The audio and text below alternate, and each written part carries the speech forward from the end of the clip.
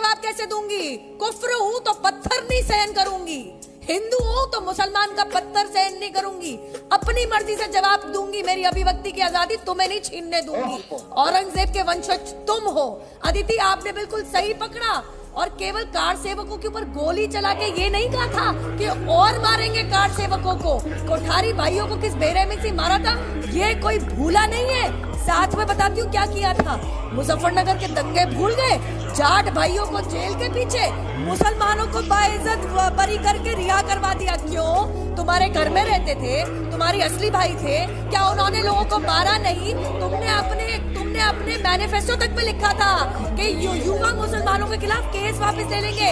और अदिति, यही तक नहीं, मुलायम सिंह यादव की सरकार ने क्या कहा था? शुक्रवार को, सऊदी अरेबिया में रहते हैं हम या कुवैत में रहते हैं, शुक्रवार को स्कूल की छुट्टियां कर दी जाएंगी। क्यों? जो हिंदू पढ़ता है स्कूल, सरकारी स्कूल में, या जो क्रिश्चियन पढ़ता है, या जो कोई मानता ही नहीं, कोई आस्था नहीं रखता, जो सिख पढ़ता है, जो जू पढ़ता है, वो छुट्टी पे क्यों जाएगा? क्योंकि अमीर जुमाई को नमाज पढ़नी है। ये कोई तरीका हुआ? और मैं बता दूं, तुम तो मत करो, तुम्हें उद्योगपति नजर आ रहा है, टोटी चोर। तुम क्या जानो उद्योग को? तुम यहाँ पे बड़ी बड़ी बात कर रहे हो, मेरे एक सवाल का जवाब नहीं दिया टोटी चोर की पार्टी ने। अपने घर के बच्चों की शादी अहमदिया में करोगे क्या? जवाब दो। अपने घर के बच्चों की शादी यजीदियों में करोगे क्या? जवाब दो इस बात का। मेरे घर के अंदर टकरार पैदा करने वाले कभी नहीं, तुम कभी भी सफल नहीं होगे। मैं पूछना चाहती हूँ कि कृष्ण राम हमारे भगवान है, आप इसको नकार नहीं सकते, आपकी कुछ भी विचारधारा क्यों ना हो। दूसरी बात मैं कहना चाहती हूँ, जरा मुझे बता दीजिए कि महाभारत और रामायण का नाम लेके किसने बॉम्ब ब्लास्ट कर लिया अपनी बॉडी पे चिपका के? किसी ने किसी को भगवान राम और कृष्ण का नाम लेके किसी को मार दिया? बताइए आप मुझे, अभी जवाब दो।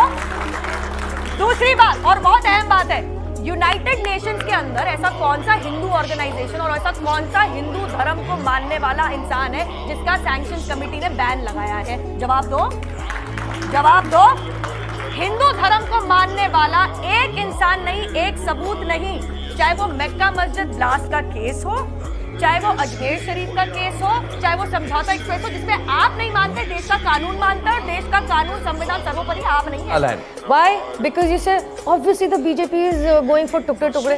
Tanveer, do you not watch news? Do you not watch on television? Those students, and I can't call them kids, they are my age, who go into university and say Bharat tere tukde honge, inshallah, inshallah. Shame. One second, please allow me.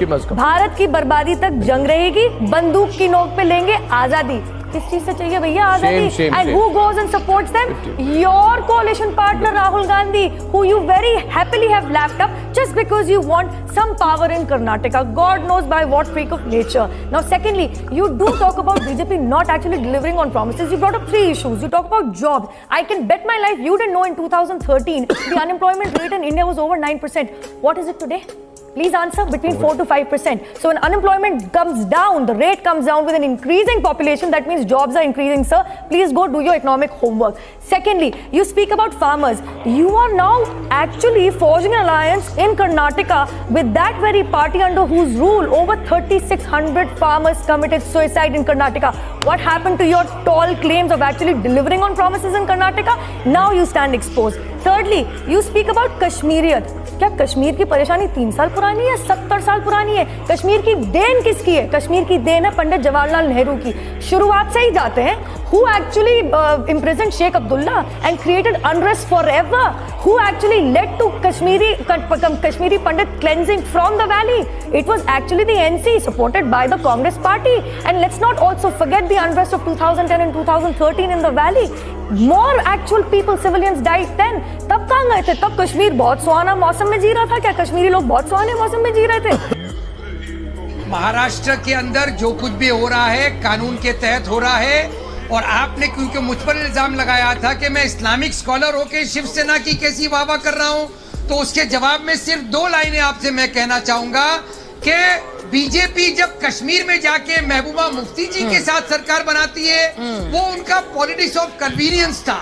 Maharashtra के अंदर शिवसेना मुसलमानों का जो साथ दे रहे हैं, मुसलमान शिवसेना का साथ दे रहे हैं, वो है पॉलिटिक्स ऑफ एक्सपीडियंसी। बहुत बड़ी बात कह रहे हैं आप। महसूस करें, नुपुर शर्मा, फर्क महसूस करें। तीसरी बात, आत्माओं के तड़पाने की बात हो रही है, तो वाजपेयी जी की तो आत्मा तड़प रही है। अरे वो कमल जो खिलता था उसको लहू लुहान कीचड़ में कर दिया आपने।